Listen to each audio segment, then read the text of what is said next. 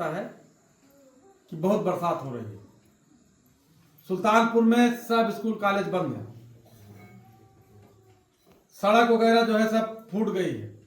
हम भी जिस रास्ते से आ रहे हैं फूट गई है, गाड़ी 2 किलोमीटर दूर ही खड़ी करनी पड़ी है। लेकिन हमने सुबह सरोजा बहन जी से कहा, जो इस कार्यक्रम के आयोजक हैं, कि हम आएंगे जरूर, क्योंकि मुझे ये पता है कि पता नहीं कितने दिन तक हमारा जीवन है, मुझे नहीं पता है, लेकिन मुझे ये बात जरूर पता है कि जो लोग पिछड़े हैं, अगर इनकी तरक्की होगी, इनकी उन्नति होगी, इनका शोषण से मुक्ति होगी, तो निश्चित रूप से वो शिक्षा से ही संभव है। और जब तक शिक्षा से वंचित रहेंगे तब तक हर तरह से जो है पिछड़े रहेंगे। इसीलिए इसी बात को ध्यान में रखते हुए हम जरा सा हमको मौका मिल जाता है, कॉलेज छुट्टी मिल जाती है, तो हम आराम करने के बजाय, घर पे जो है बिताने के बजाय, हम तुरंत जो है कहीं ना कहीं चले जाते हैं कि हम अपने लोगों को, भाई हमारा जीवन कितना दिन तक रहेगा मुझे नहीं पता है, लेकिन हम कम से कम अपने लोगों को सच्चाई बता सके, जल्दी ज्यादा से ज्यादा लोग बता सके कि हमारे पिछड़ेपन का कारण यह है। और पिछड़ा इसलिए है ये क्षेत्र कि यहां शिक्षा का अभाव है।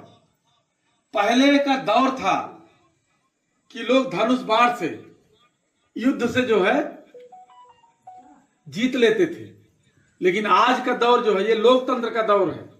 लोकतंत्र में जो व्यक्ति, जो कौमें, जो जातियां संगठित होती हैं, वो सत्ता का सुख भोगती हैं, वो सत्ता और राज करती हैं, शासक बनती हैं। और जिनके बच्चे पढ़ाई लिखाई करके, जिनके बच्चे पढ़ाई लिखाई कर लेते हैं, नौकरी चाकरी कर लेते हैं, आईएएस पीसीएस बन जाते हैं, तो हम लोग जो पिछड़े लोग हैं, अगर आप पिछड़े हैं तो इसलिए पिछड़े हैं कि आप पढ़ाई में पिछड़े हैं, इसीलिए पिछड़े हैं। कोई ऐसा उदाहरण देश भारत के अंदर आप नहीं देख सकते कि जो लोग पढ़ाई लिखाई में न पिछड़े हों उसके बाद भी पिछड़े हों, ऐसा नहीं मिलेगा आपको। वही लोग पिछड़े हैं जो शिक्षा में पीछे, मतलब अगर आप शिक्षा में पीछे हैं तो निश्चित रूप से आप हर चीज में पीछे हैं। इसीलिए पंडित जी लोग कहते हैं कि भैया घोर कलयुग चलत बा, और श्यामलाल मला कहा, हम कहे थे कि घोर कलम युग चलता है, मतलब ये कलम युग चल रहा है। इस कलम युग में आप अगर पिछड़ गए